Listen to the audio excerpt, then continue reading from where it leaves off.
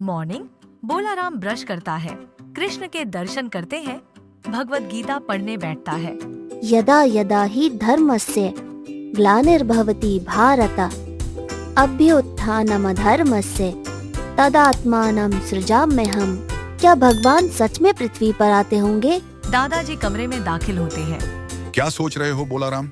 दादाजी, इसमें लिखा है कि जब जब पृथ्वी पर अधर्म फैलेगा तब भगवान खुद उसे रोकने के लिए पृथ्वी पर आते हैं।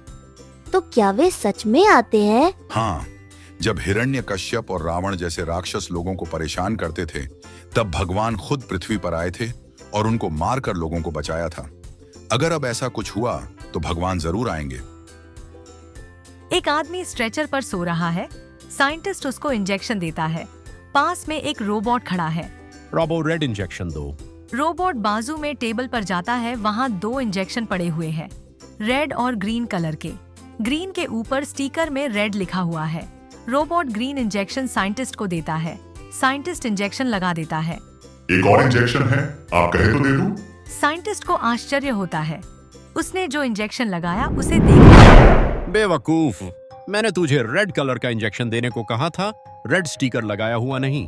आपने सिर्फ रेड बोला था तो मैंने रेड स्टिकर वाला दे दिया। वैज्ञानिक ज्यादा गुस्सा हो जाता है, सब कुछ तोड़ने फोड़ने लगता है। मेरी 1 साल की मेहनत मिट्टी में मिला दी। मेरा एक्सपेरिमेंट फेल हो गया। साइंटिस्ट बाजू में पड़ी एक लकड़ी उठाता है तो रोबोट को तोड़ देता है। अचानक कुछ टूटने की आवाज आती है।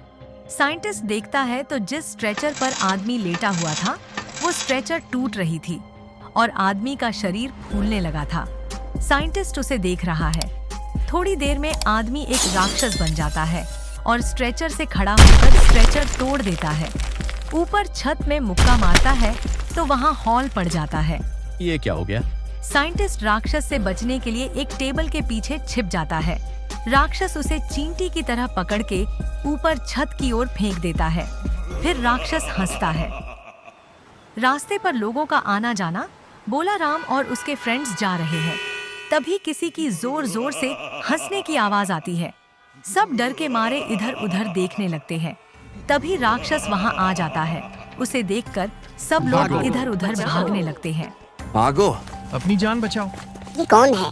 दिखाई नहीं दे रहा क्या? राक्षस है ये। फिल्मों में देखते हैं बिल्कुल वैसा। तुम सब बातें छोड़ो, वरना ये राक्षस हमारी चटनी बना देगा। भागो यहाँ से। बलि सबसे पहले भागने लगता है। फिर उसके दोस्त भी भागने लगते हैं। राक्षस घर तोड़ता है, वृक्ष उखाड़कर फेंक देता है, लोगों को पकड़कर फेंक देता है। बोलाराम होम। दादाजी किशन तुलसी टीवी के सामने खड़े हैं। टीवी में राक्षस की लाइव रिपोर्टिंग चल रही है। अचानक कीर्तिनगर में एक राक्षस ने मचा दिया है आतंक। वो सब कुछ तोड़ रहा है, लोगों को चींटी की तरह मार रहा है।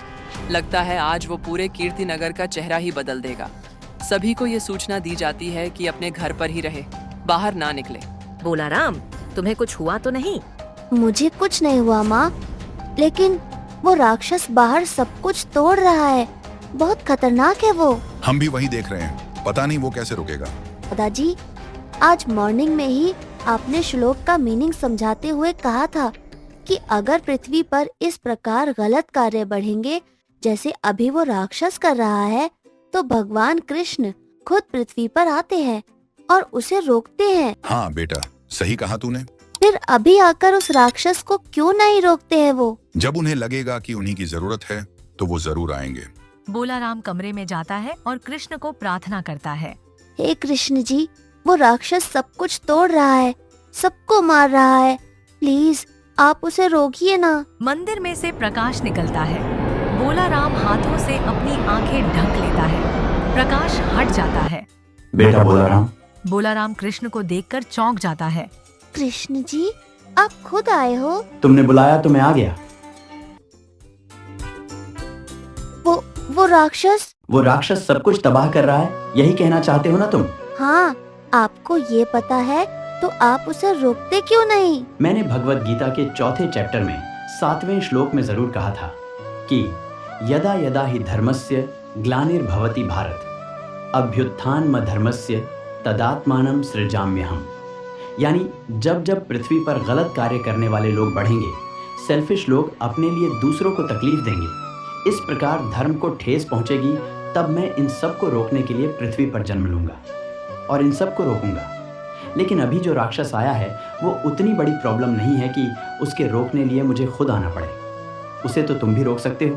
मैं कैसे रोक सकता हूँ उसे? वो तो बहुत बड़ा है और मैं तो अभी छोटा बच्चा हूँ। भूल गए, जब मैं बच्चा था तो मैंने पूतना, वत्सासुर, बकासुर, अघासुर जैसे कई राक्षसों को मारा था। तो तुम भी इस राक्षस को रोक सकते हो। लेकिन कैसे? कृष्ण बोलाराम को आशीर्वाद देते हैं। एक रोशनी उसके हाथों से बोलाराम के शरीर में जाती है। जाओ और उस राक्षस को रोको। Thank you Krishna ji. बोलाराम 2 हाथ जोड़कर झुककर नमस्ते करता है। कृष्ण गायब हो जाता है। रास्ता खाली है। राक्षस सब कुछ तोड़ रहा है। बोलाराम वहां आता है। रुक जा राक्षस, अब तू यहाँ से नहीं गया तो मैं तेरी चटनी बना दूंगा। राक्षस बोलाराम को देखकर जोर से चिल्लाता है। तू मेरी चटनी बनाएगा? बोलाराम दौड़ता है, लंबी छलांग लगाता है और राक्षस की छाती पर पांव से वार करता है। राक्षस 2 कदम पीछे हट जाता है। देखा? राक्षस गुस्सा होता है और बोलाराम को मारने के लिए आगे बढ़ता है। बोलाराम भी दौड़ता है उसकी ओर, फिर छलांग लगाता है और राक्षस के नाक पर मुक्का मारता है। राक्षस नाक पकड़ लेता है। अंत में राक्षस मर जाता है। उसका शरीर गायब हो जाता है। बोलाराम खुश है।